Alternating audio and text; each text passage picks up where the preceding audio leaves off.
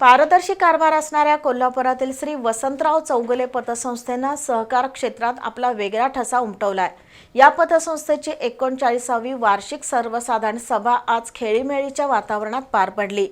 गुणवंत व्यक्तींचा सत्कार, पुस्तक प्रकाशन यासह विविध उपक्रमांनी पार पडलेल्या या सभेत संस्थेच्या प्रगतीचाही आढावा घेण्यात आला। ही पतसंस्था लवकरच 1000 कोटी रुपयांचा टप्पा पूर्ण करेल असा विश्वास संचालक मंडळानं व्यक्त केला।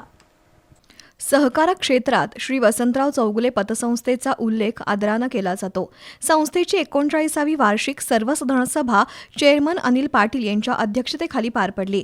चालू वर्षात संस्थेच्या ठेवीमध्ये 44 कोटी रुपयांची उच्चांकी वाढ होऊन पतसंस्थेनं सहकार क्षेत्रात एक नवा आदर्श निर्माण केलाय असं पाटील यांनी सांगितलं।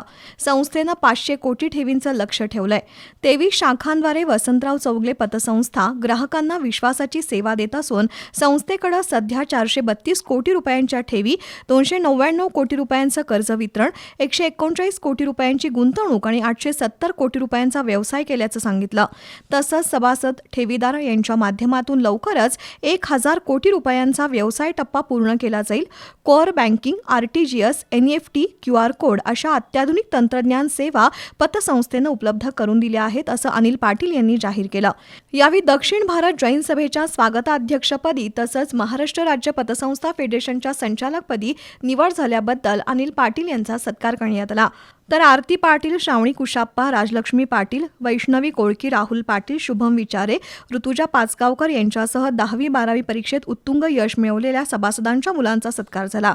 या सभेला संस्थेचे संचालक आणि सभासद उपस्थित होते।